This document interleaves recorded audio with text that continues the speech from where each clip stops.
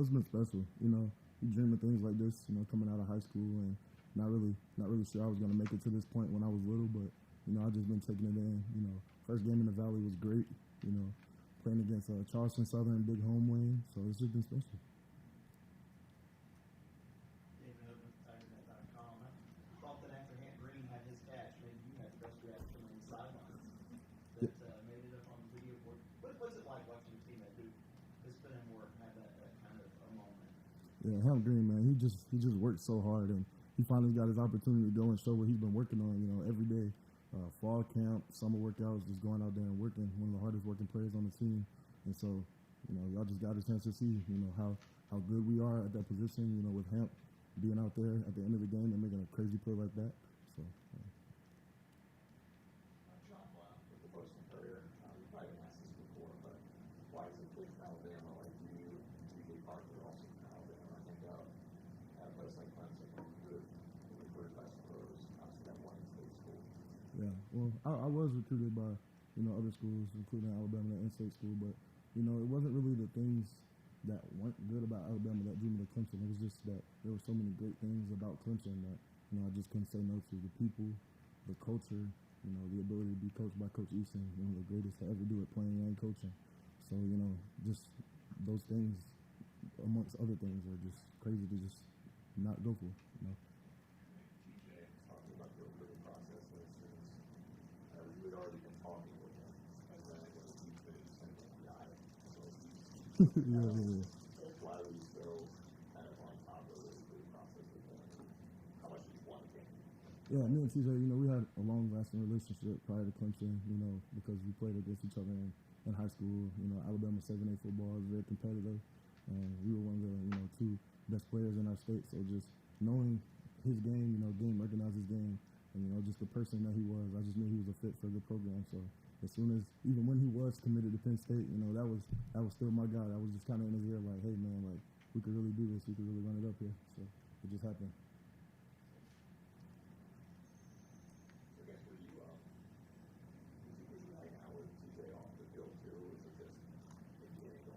Yeah, no, TJ, that's like my best friend. Like we pull up here every day together and we leave here every day together, and that's just how we've been since we got here. So just that chemistry, I guess you could call it, kind of shows up on the field too. When we're playing together, we communicate really well, and so that's big for us. Beth Poole from Fox Carolina in Greenville. You mentioned getting to play for Coach Eason. What is it about him and how he connects with you guys? Yeah, Coach Eason, he's just an all-around great guy. He knows what he's talking about. He's done it at every level, coached it at every level. So, the credibility is there. And just the fact, that Coach Eason, he cares so much more about his players than just, how they're doing on the field and what they're doing. Production-wise, he wants to see you become a great man ultimately and just, take up everything that he got to take up when he was here at Clemson and just kind of soak all that in. How does he show you that he cares about you more than just what you're producing out there on the football field? Yeah, like every day, he gives us a food for thought, when we're in our meetings, and he just tries to make sure that we're okay mentally. And so some of our food for thought has just been things that just have nothing to do with football, or just, at-home life, stuff that, that builds the man. And that's kind of what, this program prides itself on. He talks about leading with his vulnerability. Is that a word that comes up in your guys' room? And what's even that idea of vulnerability and being able to show vulnerability, how has he shown that to you guys? Yeah, he's, Coach Eason, everybody knows that Coach Eason's been on a journey, and the fact that he's been willing to share his journey with us to encourage us has made us closer as a room. And I feel like the fact that he's able, to have those talks with us and, to sit us down and just explain to us, like, look, guys, like, this is what I'm going through. I know y'all are going through stuff, but you got to do this. You got to fight. And so that's something that, we've learned as a room together, just coming together closely, is just, fighting through. Like, you're always going to have, circumstances that you come against and stuff, obstacles, or that you, if you want to call it obstacles, but, just fighting through is just a big thing. Is that at all what you expected when you were getting ready to come here, when you were a senior in high school? Yeah, I really did. I tell everybody this all the time. What I got during recruiting, which I love, what I got during recruiting whenever I was at Clemson is something that I saw when I got here, and it was just consistent from everybody. Coach Sweeney, Coach Eason, Coach West, just everyone. So. You guys ever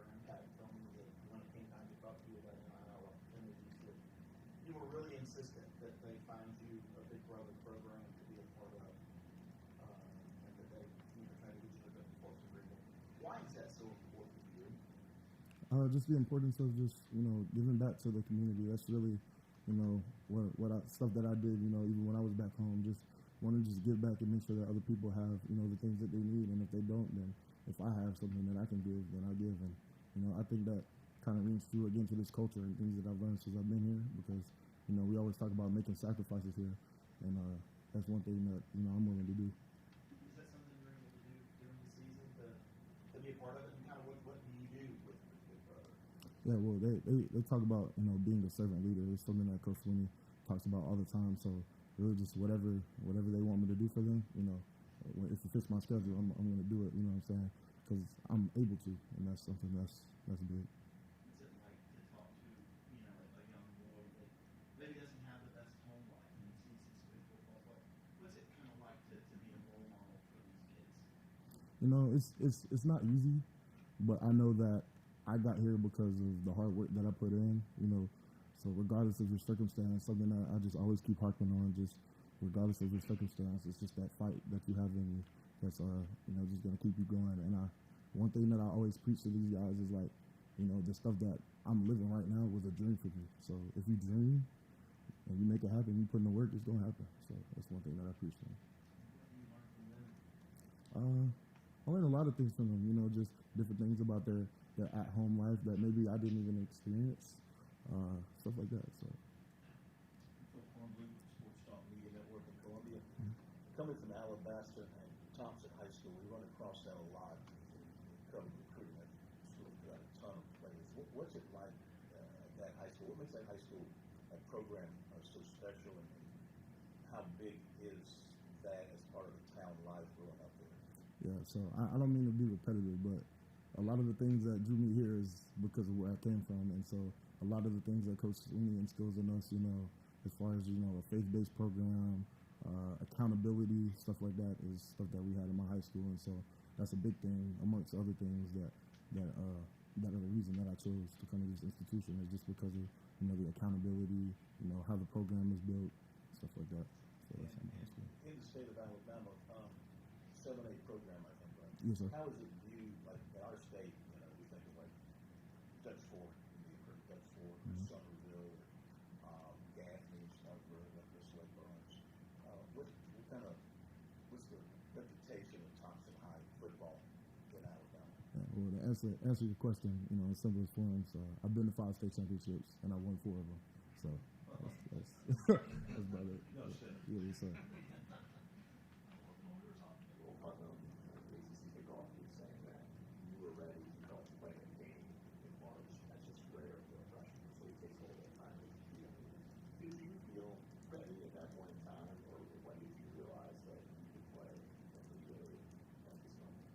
I felt like I was prepared coming out of high school because of the high school that I came from. And just, like I said, a lot of the things that I see in this college institution are things that I had in high school. So I was fortunate enough, to have a great D-line coach coming out of high school, a great head coach coming out of high school that just really prepared me for this next level. And so when I got to the next level, it was just like, just pick up these pieces, transfer this over here, and just keep learning from Coach Sweeney and Coach Eason and Coach Goodwin and different people who just have their hands on my position.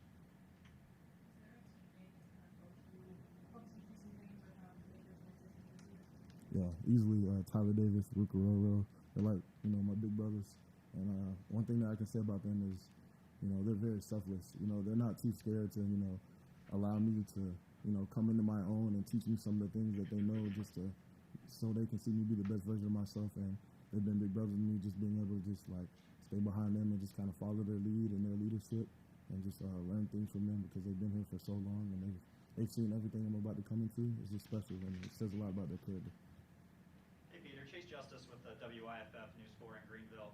You mentioned being excited for your first game in Death Valley last week. What are your expectations for the first night game coming up this week in Death Valley? It's going to be special. I've actually been to a few night games in Death Valley where I've just been sitting up in my seat just hoping and wishing and praying that I get a chance to be out there. So, it's time now. So, I got to put in the work Monday, Tuesday, Wednesday, Friday so it can show up Saturday. Hey Peter, Amanda Poole with Watch Fox out of Columbia. You play your first game for Clemson in what Dabo Sweeney called the weirdest game he's ever coached in. What did you learn about this team and that Duke loss from the Charleston Southern blowout? Basically, that we can respond. Some of the mistakes that we made in the Duke game, we're not really going to run from them, but we capitalized on them, and we made them not mistakes anymore in the Charleston Southern game. So that's really just, what Coach Sweeney wanted to see from us, just not make the same mistakes in the next game. And you can see that in the coming weeks, that we're going to prepare and make sure that we don't make the same little things happen. Julia Westerman, WIS in Columbia. Dabo said this is one of the biggest offensive lines you guys are going to see all year. What challenges will that group present for you guys this week? They're big. You know what I'm saying? They're big. And I like playing big offensive linemen personally because, I'm not the tallest guy. But, we're going to watch them on film and see what they have skill-wise. But being big is part of the game. So, that doesn't really scare us, but we're gonna take it. Let's go back to being prepared early. I think we're even in grade. I was probably 5'11", maybe not even 200 pounds maybe. Coach Ruby told me that they don't really play a lot of freshmen and sophomore. You were in 8th grade. Yeah, yes, sir. They bring you up to varsity practice, and you drilled an old running back, like putting on his back, big violent collision, put the entire world on notice. Do you remember that? I do remember that. It was. I don't think he told y'all this, but it was during a walkthrough. And we weren't supposed to be really hitting anybody. And this is one of my first practices coming up, and I didn't really know anything. You know what I'm saying?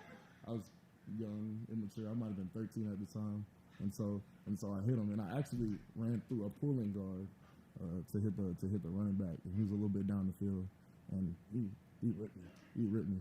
But he saw something in me, I guess, that I didn't really see myself at the time, and I just kept building on it. Yeah, so with that great program, you've already said such a great program. What was it like to play that early for those guys when guys don't really play that early?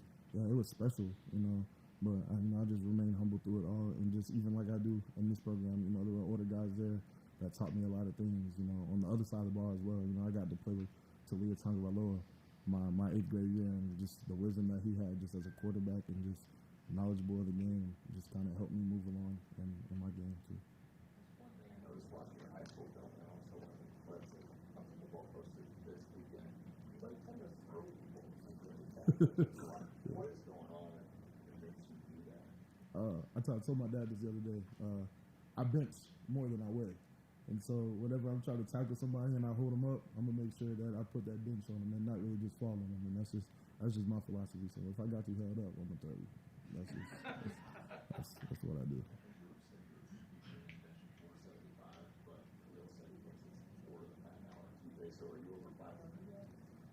I haven't. I think the last thing I did bench was 475. But when I got here, shout out to D Love and Coach Basson. When I got here. Or when I was leaving high school, I couldn't even bench 405.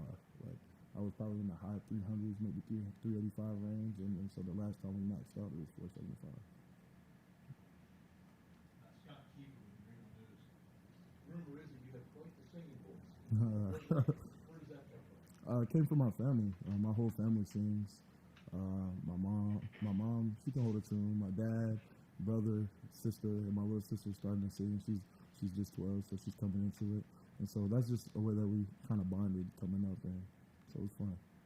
Was it going to church a little bit? Yeah, it was church motivated. My dad is actually a pastor about 30 minutes south of Tuscaloosa, so we grew up, singing in church. Not really anything that we were forced to do, but something, like I said, that just, helped our family bond and something that we came together with. Were you in the choir? Yeah, I was, yes sir. What kind of music do you sing now? I sing just about anything. Like my music taste, I tell this people all the time. My music taste is very versatile. R&B, church music, just anything really. If I hear it and I can catch it to it, I can typically sing it. So. Talk about staying humble. I mean, Dabo and the players who talk about you all spring in terms of what you do. I mean, how do you stay humble when there's all these people talking about how far ahead of the curve you are?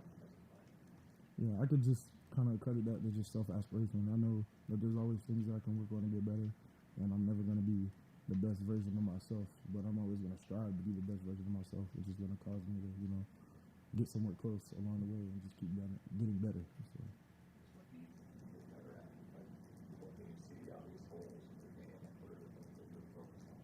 I'm always just, stretching myself to get better at the mental aspect of the game, just knowing the guys' jobs around me and just how my job fits into the defense, the grand scheme of things.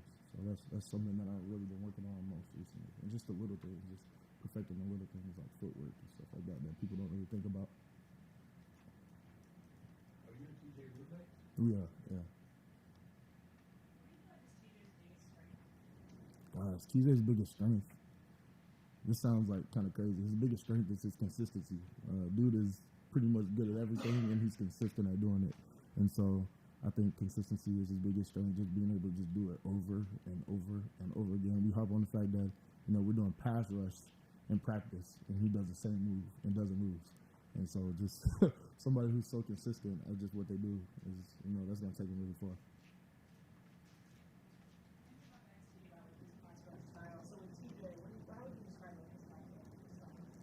Win. That's what it is.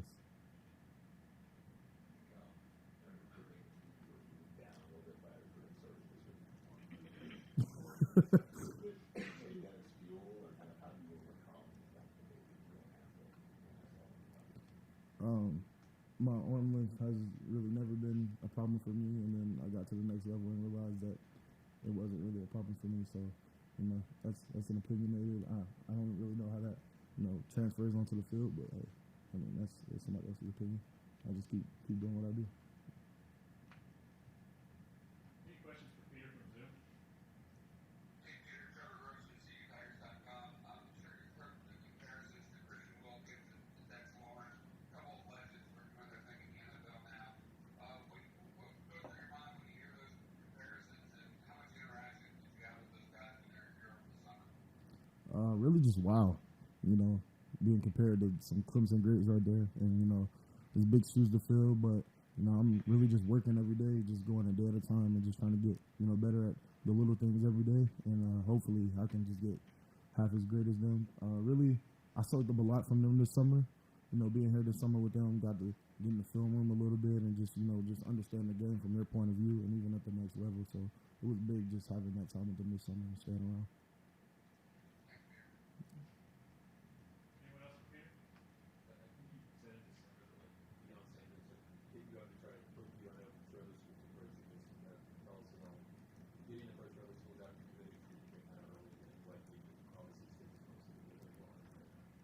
Yeah, to be honest, like after I committed, that was a solid decision. I was a man of my word. I know there was a lot going on about, me possibly committing just to, for sure or flipping, but I made a decision to come to Clemson, and that's just really what it was. So anybody who kind of like hit me up after that, I didn't really give them a second thought. Not anything against the institution, but just like I said, because of all the great things that Clemson offered, and I just wasn't going to pass that up.